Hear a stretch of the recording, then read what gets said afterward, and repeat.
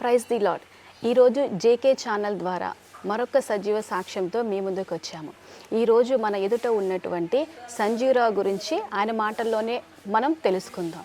Praise Lord అండి. Praise Lord madam. Okay, ఎలా ఉన్నారు? పర్వాలేదు మేడం. బాగున్నారా? ఓకే. మీరు దేవుళ్ళలోకి రాకముందు మీ వ్యక్తిగత ప్రాధాన్యత ఎలా ఉండేది? నేను దేవుళ్ళలోనికి రాకమునుపు మేడం వాస్తవానికి పరిస్థితులు బాగలేకపోయేటి. తర్వాత కూలి పని చేసుకునే వాళ్ళం. కూలి పని ద్వారా నేను ఒక ట్రాక్టర్ డ్రైవర్గా పోయాను. ట్రాక్టర్ డ్రైవర్గా వెళ్ళి తనంత తాను మళ్ళీ ఇంకా పెద్ద వెహికల్ తోలాలని బస్ తోలటానికి వెళ్ళాను. తర్వాత నా ఏజ్ బార్ కావటం వల్ల జాబు రాలేదు. నేను జాబు రాకపోవటం వల్ల మనస్తాపం గురై కొంచెం తాగుడికి బానిసయ్యాను.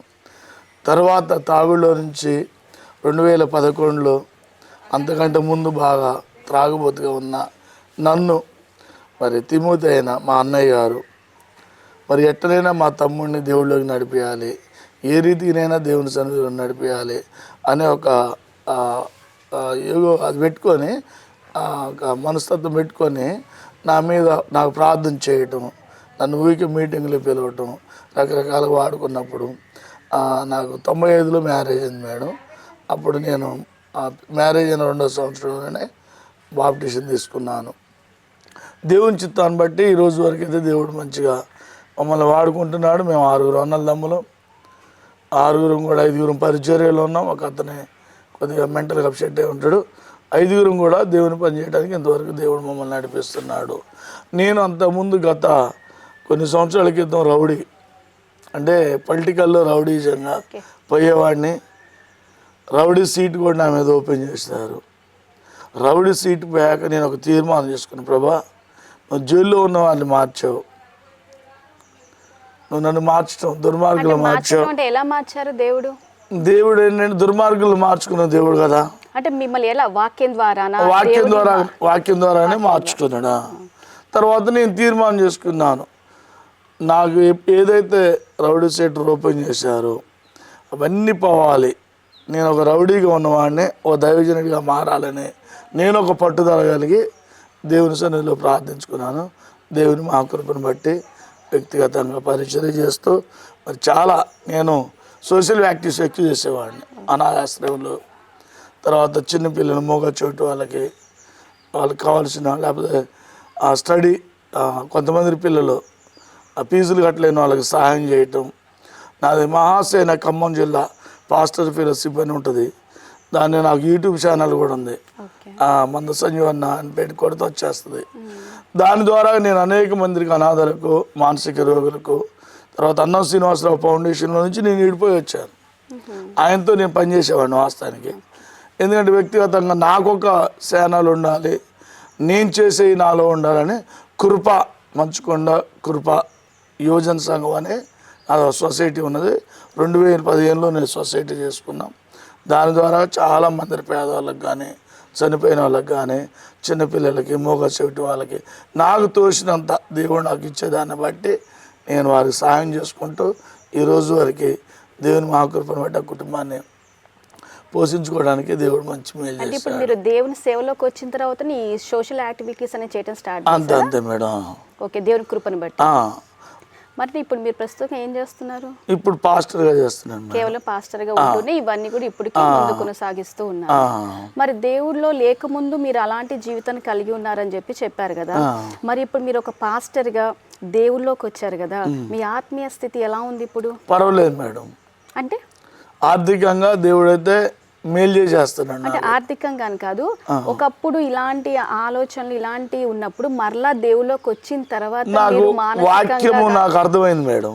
వాక్యం ఏ రీతికైతే నీ వాక్యమే నా పాదముల దీపం అన్నాడు, నీ వాక్యమే వెలుగు అన్నాడు.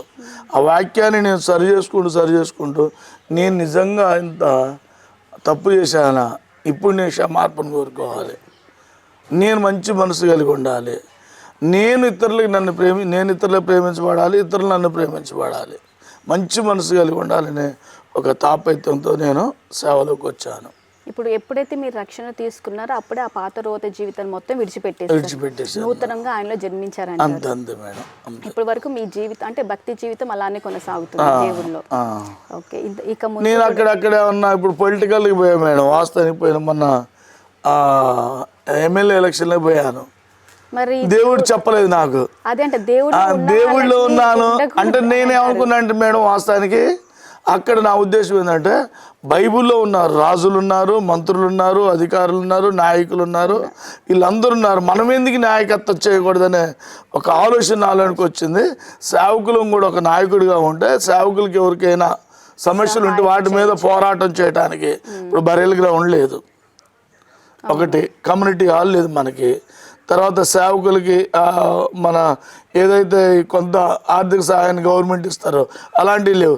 ఇలాంటి వాటి కోసం పోరాటం చేయాలంటే మనం కూడా ఒక సేవకుడిగా కాకుండా ఒక పొలిటికల్ వెంగులోకి పోదామని ఒక ఆలోచనతో పోయి మొన్న పొలిటికల్ పాలేరు నియోజకవర్గంలో శ్రీనివాసరెడ్డి గారి మీద పోటీ చేశారు. ఓకే. ఓకే, చూస్తున్నారు కదండి, ఒకప్పటి జీవితానికి దేవుళ్ళలోకి వచ్చిన తర్వాత ఆత్మీయ జీవితానికి ఎలాంటి వ్యత్యాసం ఉందో ఈ రోజు మనము సంజీవరావు గారి ద్వారా మనం తెలుసుకున్నాం. కాబట్టి దేవుళ్ళలో ఉంటే ఎంత సంతోషం ఉంటుందో మనం ఈనాడు చూస్తున్నాం. చెప్పండి, దేవుళ్ళలోకి వచ్చిన తర్వాత మీ సంతోషం ఎలా ఉంది? పరిపూర్ణమైందంటారా?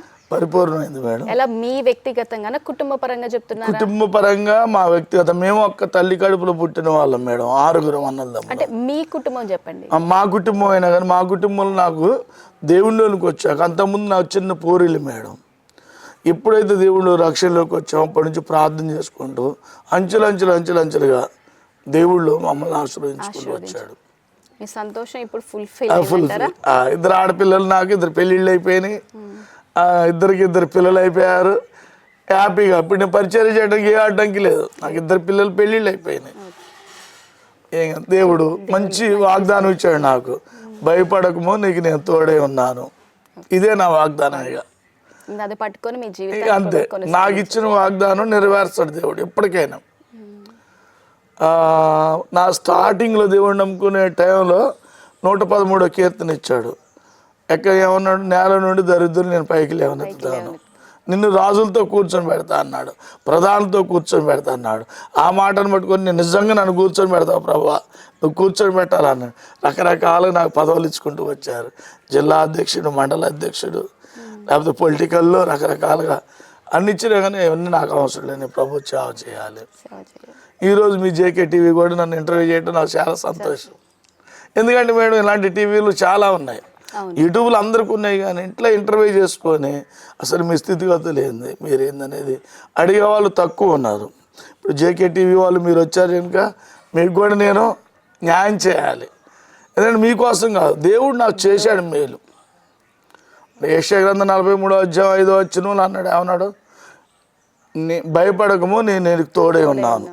అంతే, నాది. నేను దేనికి భయపడాలి అసలుకి? ఆయనే తోడుగా ఉన్నప్పుడు అంతే, నేను భయపడాల్సిన అవసరం. నువ్వు నా కుమారుడు అని పిలుస్తున్నాడు. మన ప్రజలందరూ దేనికి భయపడతారు? బజార్లో వేసిన కోడిగుడ్డుకి భయపడతారు, ఉప్పు భయపడతారు, మిరపకాయ భయపడతారు, లేకపోతే ఇంకేదో రకరకాలుగా అవన్నీ మాయమంత్రాలకు భయపడతారు, దేవునికి భయపడరు. నాకు దేవుడు ఏం చెప్పాడు, నువ్వు భయపడ, మాకు దేనికి భయపడద్దు, దేవుడే నాకు చెప్పాడు కదా, నేను ఎందుకు భయపడాలి అసలుకి? ఎన్ని అవర్స్ ప్రేయర్ చేస్తారు? నేను మినిమం తెల్లవారుజామున 3 గంటలు లేస్తాను మేడం, 6 గంటల దాకా